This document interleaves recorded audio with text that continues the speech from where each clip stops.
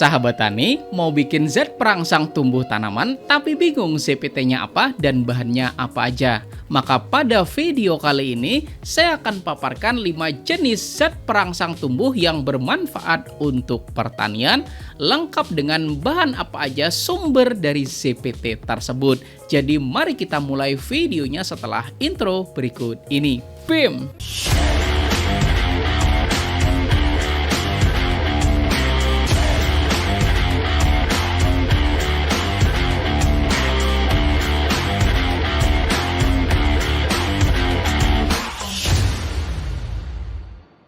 Dan buat Anda yang sudah subscribe channel ini dan klik tombol loncengnya, mudah-mudahan ilmunya jadi makin berkah dan rezekinya jadi tambah banyak lagi. Amin.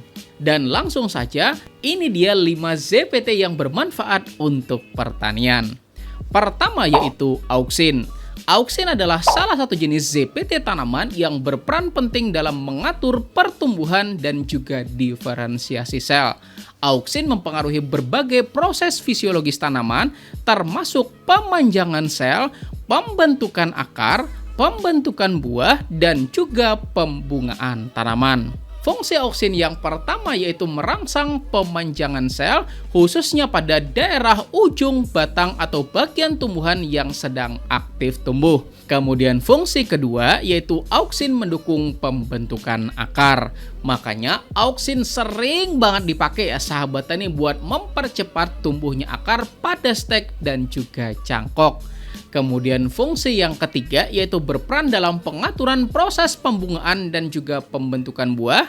Dan fungsi yang keempat dapat mengontrol dominasi apikal yaitu pertumbuhan tunas utama dibandingkan dengan tunas ke samping. Dan beberapa sumber ZPT auksin yang paling mudah kita dapetin ya sahabat tani yaitu pertama adalah urin ternak. Kemudian yang kedua adalah kecambah, dan dalam hal ini bebas ya sahabat tani, mau kecambah dari kacang hijau bisa, kecambah jagung juga nggak jadi masalah gitu ya sahabat tani, atau kecambah lainnya juga nggak jadi masalah. Kemudian yang ketiga yaitu bawang merah. Kemudian yang keempat adalah air kelapa, dan yang kelima pasti tidak Anda duga-duga yaitu apa? Gulma ya sahabat tani, karena bisa dilihat kenapa gitu kan pertumbuhan gulma tuh cepet banget ya nggak sahabat tani, karena ternyata di dalamnya juga terkandung hormon yang satu ini gitu ya sahabat tani. Oke, lanjut pada ZPT yang kedua yaitu giberelin.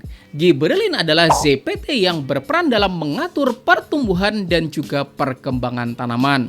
ZPT ini memainkan peranan penting dalam pengaturan pemanjangan batang, pengaturan ukuran buah, dan juga pengaturan pembungaan. Fungsi giberelin yang pertama yaitu merangsang pemanjangan sel pada bagian ujung batang yang mengakibatkan pertumbuhan batang menjadi jauh lebih tinggi gitu ya sahabat tani. Kemudian fungsi yang kedua yaitu membantu dalam pertumbuhan batang dan juga daun. Kemudian fungsi yang ketiga dapat memecah dormansi biji dengan merangsang produksi enzim tertentu. Dan yang keempat yaitu berperan dalam pengaturan ukuran buah dan juga perkembangan biji. Beberapa sumber ZPT giberelin yang mudah buat kita dapetin yaitu pertama adalah tunas muda pada semua jenis tanaman. Misalnya rebung bambu gitu ya sahabat tani, nah juga bisa. Kemudian tunas pisang juga bisa, bahkan tunas kelapa kayak anak pramuka juga bisa gitu ya sahabat tani. Kemudian yang kedua, Anda misalnya menemukan buah yang panjangnya di atas normal, nah itu juga ada sumber giberelinnya. Kemudian yang ketiga, nah tunas bawang merah lengkap sama umbi-umbinya juga bisa gitu ya sahabat tani. Kemudian yang keempat yaitu air kelapa. Dan yang kelima ya sahabat tani adalah eceng gondok. Nah, mudahkan bahan-bahannya didapetin, maka mari kita lanjut pada ZPT yang ketiga yaitu sitokinin. Sitokinin adalah ZPT yang berperan dalam mengatur pertumbuhan dan juga perkembangan tanaman. ZPT yang satu ini terlibat dalam merangsang pembelahan sel. Fungsi sitokinin yang pertama yaitu merangsang pembelahan sel yang menghasilkan pertumbuhan organ dan jaringan serta tunas tanaman. Kemudian yang kedua yaitu dapat menghambat penuaan daun dan mempertahankan kehidupan daun jadi lebih lama. Dan yang ketiga ya sahabat tani, sitokinin bekerja sama dengan auksin untuk menciptakan keseimbangan ZPT yang diperlukan buat pengaturan pertumbuhan tanaman. Dan bahan sumber ZPT sitokinin yaitu pertama adalah jagung muda dan selanjutnya adalah air kelapa. Dan jurnal serta cara pembuatan ZPT sitokinin dengan bahan jagung muda dan juga air kelapa, silakan download ya sahabat tani. Link jurnalnya saya taruhkan pada kolom deskripsi dari video ini, oke? ZPT yang selanjutnya yaitu etilen. Fungsi etilen yang pertama yaitu memainkan peranan penting loh ya sahabat tani dalam proses pematangan buah. Kemudian yang kedua, etilen juga menghambat pertumbuhan vegetatif tanaman. Dan yang ketiga yaitu etilen dapat dilepaskan tanaman yang menua dan berkontribusi pada proses penuaan tanaman. Dan beberapa sumber ZPT etilen yaitu yang pertama adalah buah yang memang sudah matang. Misalnya ya sahabat tani, buah tomat yang udah matang, kemudian semangka udah matang, kemudian melon udah matang, itu bisa juga gitu ya sahabat tani. Sampai timun suri yang udah matang juga bisa gitu ya sahabat tani. Tapi pastikan buah-buahan yang matang tersebut baru dipetik dari tanamannya. Dan sumber etilen yang kedua ya sahabat tani yaitu daun tanaman yang sudah tua. Tetapi terkhusus untuk etilen ini ya sahabat tani sudah pernah saya bahas pada video yang ini, bahwa pemberian yang berlebihan terutama etilen itu sintetis gitu ya sahabat tani justru dapat berdampak pada usia tanaman yang jadi lebih cepat mati gitu ya sahabat tani. Artinya pertimbangkan dalam penggunaannya pada tanaman. Dan ZPT yang terakhir itu yang kelima adalah asam absisat.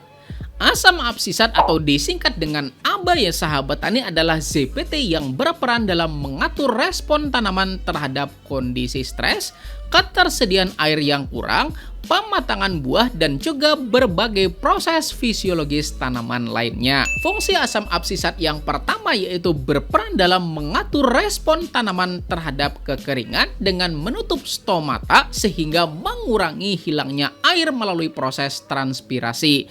Kemudian yang kedua yaitu berperan dalam membantu tanaman bertahan dalam kondisi lingkungan yang tidak menguntungkan. Dan yang ketiga dapat mempengaruhi proses pematangan buah. Dan sumber asam absisat yang mudah buat kita dapetin yaitu pertama adalah jamur mikoriza.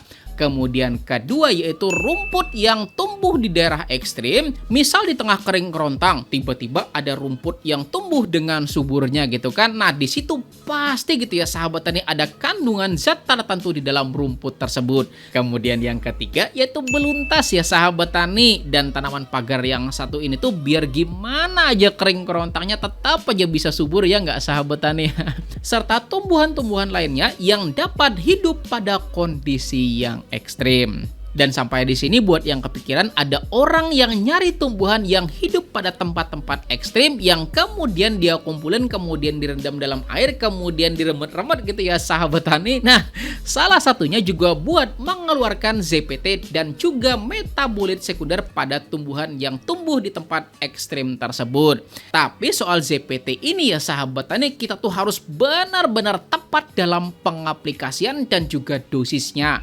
Misal gitu ya sahabat tani, ZPT akar ya aplikasikan buat akar gitu kan. Kemudian ZPT batang ya buat batang gitu ya sahabat tani.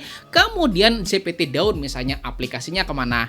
Daun ya nggak sahabat tani. Dan ZPT buah aplikasinya kemana? Ya ke buah juga ya sahabat tani, ya nggak? Jangan sampai kebalik gitu kan. ZPT akar misalnya malah ditembak ke daun gitu kan. Atau misalnya ZPT batang tembak ke akar gitu ya sahabat tani, ya jangan sampai kebalik ya nggak? Dan terkhusus buat ZPT yang kita beli secara sintetis gitu ya sahabat tani, itu perlu kita perhatikan dosisnya jangan sampai berlebihan. Karena kalau berlebihan bakal jadi masalah pada tanaman kita. Artinya kalau ZPT-nya itu sintetis gitu ya sahabat tani, maka Anda Anda harus benar-benar perhatikan dan sesuaikan dosis sesuai dengan anjuran yang tertera pada kemasan dari CPT tersebut. Dan lebih baik lagi ya sahabat tani, aplikasikan dulu pada beberapa tanaman aja sambil lihat gitu ya sahabat tani bagaimana respon atau reaksi tanaman setelah beberapa waktu kemudian. Kalau ternyata responnya positif, maka silakan aplikasikan pada semua tanaman Anda. Dan sebenarnya masih ada loh ya sahabat tani zat tertentu tumbuhan yang berfungsi sebagai pertahanannya terhadap gangguan hama dan juga penyakit. Dan ini bakal memicu timbulnya metabolit sekunder pada tanaman yang kita aplikasikan. Tetapi insya Allah ini akan kita bahas pada kesempatan-kesempatan lainnya. Jadi buat Anda yang belum subscribe channel ini, silahkan subscribe dulu dan juga aktifkan tombol loncengnya biar tidak ketinggalan video-video terbaru dari channel Penyuluh Pertanian Lapangan.